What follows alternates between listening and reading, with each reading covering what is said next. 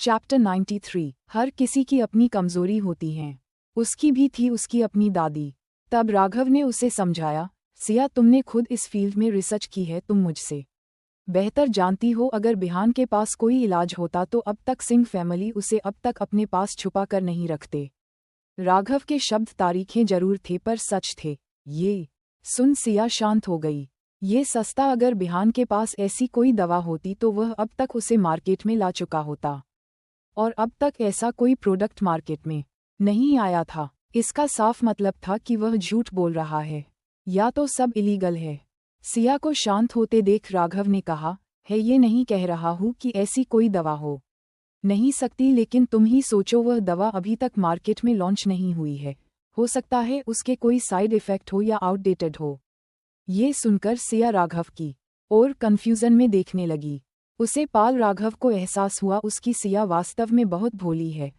उसने उसे अपनी बाहों में खींच लिया और कहा, सिया दुनिया में बहुत से पावरफुल लोग हैं, वह चाहे जो कर सकते हैं, लेकिन अभी भी जीवन या मृत्यु खरीदना उनके हाथ में नहीं है।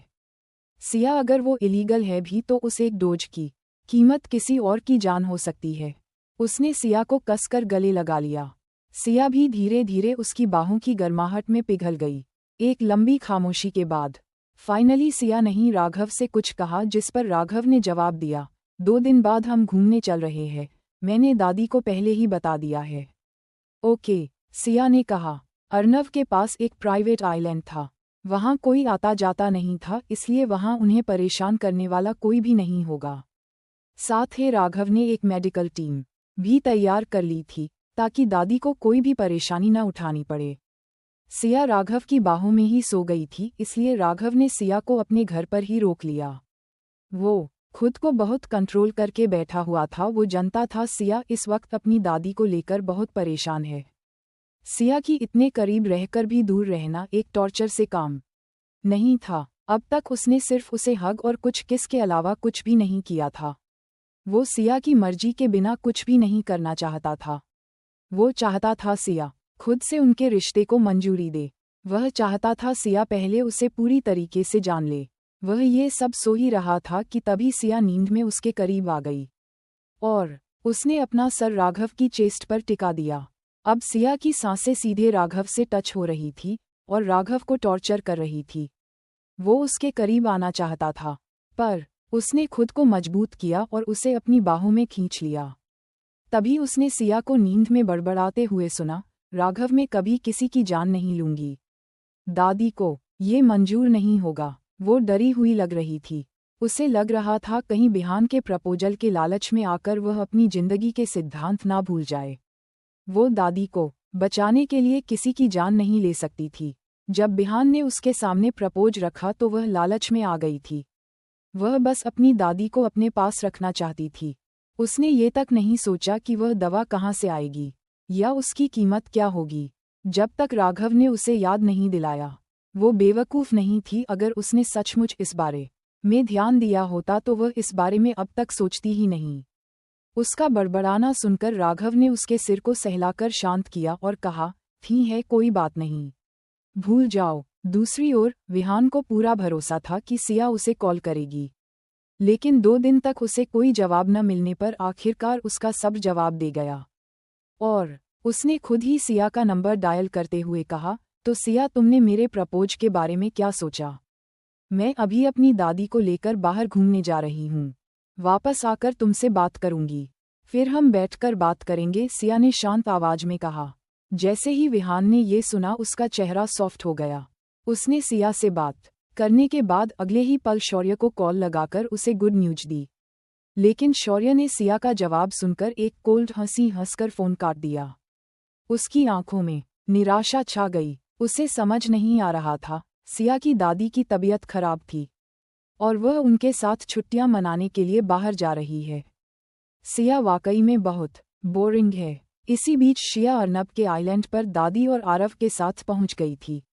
जैसे ही वो लोग हेलीकॉप्टर से बाहर निकले तो वो राघव को देखे बिना रह न सकी। राघव में एक दिन पहले कहा था ट्रैवलिंग का इंतजाम वह खुद कर लेगा, लेकिन सिया को भरोसा नहीं था कि वह उनके लिए हेलीकॉप्टर का अरेंजमेंट करेगा। जिस पर राघव ने उसे बहुत नॉर्मल सा बहाना दिया, अब आप एक पब्लिक सेलिब्रिटी हैं मिस सिया। आप कहीं भी जाते हैं तो सबकी नज़रें आपके ऊपर होगी, इसलिए मास्क लगान होगा। फिर भी अगर आपको कोई पहचान लेता है तो वह लोग आपको परेशान कर सकते हैं, जिससे दादी को भी परेशानी हो सकती है। दादी यहाँ आराम करने आए हैं और इस तरह की परेशानी झेलने के बाद उन्हें प्रॉब्लम हो सकती है, इसलिए ट्रैवलिंग के लिए हेलीकॉप्टर बेस्ट ऑप्शन होगा। सिया ने भी इस बारे में सोचा तो उसे राघव की बात सही लगी। यह उसकी दादी की पहले और आखिरी छुट्टी होगी। ये सोचते ही वह राघव की बात पर राजी हो गई और बोली, ठीक है, मैं ट्रैवलिंग एक्सपेंस तुम्हें ट्रांसफ़र कर दूंगी। उसके पास पैसों की कमी नहीं थी। कबीर से जो पैसे उसने लिए थे उनमें से अभी भी काफ़ी कुछ बचा था, और अब तो उसकी रिसर्च भी पेटेंट हो चुकी थी। जो भी अब उसे रिसर्च का उसे करेगा वह भी उसे पे करेगा। इसके अलावा एक बार वह मेडिसिन मार्केट में आ जाए तो उसका पेमेंट आना जारी रह सकता है, इसलिए अब उसे पैसे के लिए परेशान होने की कोई ज़रूरत नहीं थी। उसे डर था कि राघव उसे मना न कर दे, इसलिए उसने जल्दी से कहा, तुम्हें लेना ही होगा, वरना दादी ठीक से एंजॉय भी नहीं कर पाएंगे। जिस पर राघव ने हंसते हुए कहा, लेकिन मैंने इसके लिए कोई पेमेंट ही नहीं किया है तो मैं तुमसे पैसे कैसे ले सकता हूँ। यह आइलैंड अर्नव का है। हम आए ना आए इससे कोई फर्क नहीं पड़ता, उसका उतना ही खर्च तब होगा जब हम नहीं आएंगे। हम तो बस उसके आइलैंड को कुछ फ़ायदा देने हो यहाँ आए हैं। सिया शौक रह गई। उसे मनाना पड़ा कि सच में पैसे वाले लोगों का पैसा एक नई लेवल का होता है। इनकी तुलना में तो मल्होत्रा परिवार कुछ भी नहीं था। ज्यादा ध्यान न देकर सिया दादी को लेकर घूमने के लिए निकल गई, जिससे पहले तो दादी को थोड़ी बेचैनी महसूस हुई, लेकिन जल्द ही सिया के समझाने पर वह शांत हो गई। उन्होंने अपने पूरे लाइफ में इतनी सुंदर जगह नहीं देखी थी। आयरलैंड पर शेफ ने पहले ही डिनर का इंतजाम कर रखा था। डिनर करने के बाद सिया दादी को लेकर बाहर लॉबी में बैठी रही और बातें करती रही। कुछ देर बाद वो उन्हें अंदर ले गई और उन्हें आराम से सुला दिया। अगली सुबह राघव उसे वॉक के लिए लेकर गया। बाहर आरव भी खड़ा हुआ था और उन्हें जाते हुए देख रहा था, लेकिन उसने उनके साथ जाने के लिए जिद नहीं की, क्योंकि कहीं न कहीं उसे समझ आ गया था राघव उसे इतना नापसंद क्यों करता था। ये समझते हुए उसने उन दोनों से दूरी बनाने शुरू कर दी। शायद इसीलिए अब रहे उसे कोल्ड नज़रों से नहीं देख रहा था। रात के समय समुद्र की लहरों के साथ धीमी धीमी हवा चल रही थी और आसमान में तारे चमक रहे थे, जिसे देखकर सिया बोली, ये जगह वाकई खूबसूरत है, और आंखें बंद करके हवा को फुल करने लगी। इसी दौरान राघव और आइलैंड पर उन्हें ले जाने के लिए सोच कर रहा था।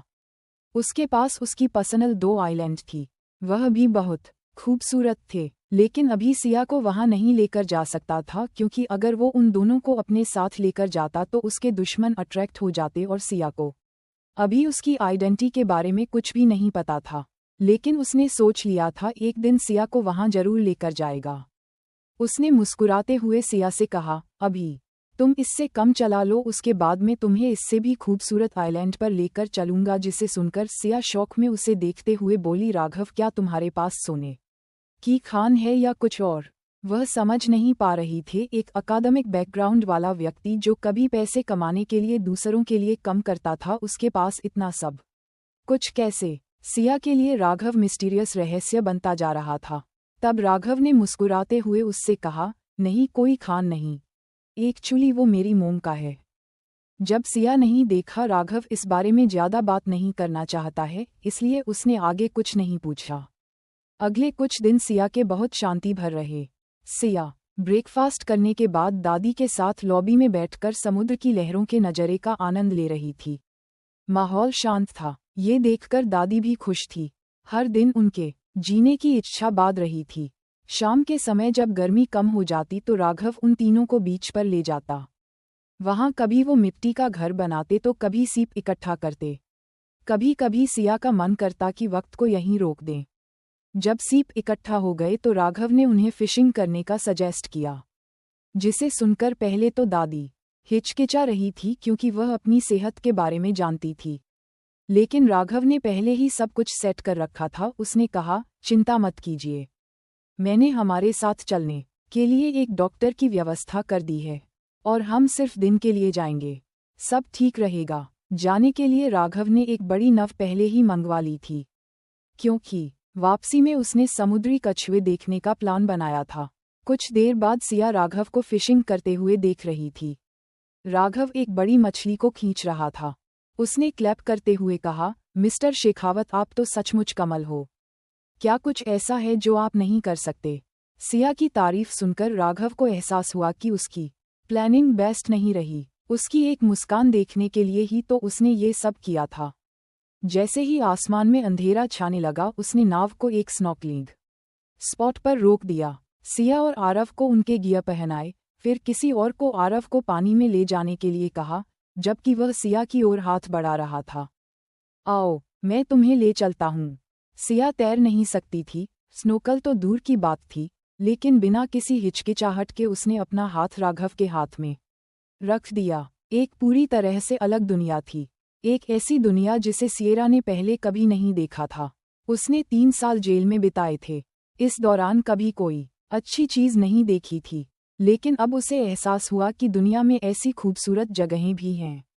लाइव मोती, उधर दौड़ती रंग बिरंगी मछलियां, समुद्री कछुओं की धीमी सुंदर चाल, यह इमेज सिया के मन में बस गई। वह उसमें पूरी तरह खो गई थी, और वास्तविकता में तभी लौटी जब राघव ने उसे धीरे से पानी की सतह पर उठाया। ये बहुत खूबसूरत है राघव, सिया ने कहा। ये सुनकर राघव की आंखें चमक उठी। उसने सिया को इतना खुश पहली बार देखा था। आज वाकई में वो 20 साल की लड़की जिसने अभी अभी अपने पर फैलाए थे लग रही थी। आज अगर सिया मल्होत्रा फैमिली में पैदा न होकर किसी साधारण फैमिली में जन्मी होती तो शायद वह भी इतनी बेफिक्री से जी रही होती। उसे इतना सब कुछ बर्दाश्त नहीं करना पड़ता। अब क्या होगा आगे जानने के लिए सुनते रहिए मेरी कहानी का अगला एपिसोड, और कमेंट करके बताइए मेरी स्टोरी आप लोगों को कैसी लगी। लाइक कीजिए, शेयर कीजिए, कमेंट कीजिए और सब्सक्राइब करना ना भूलिए।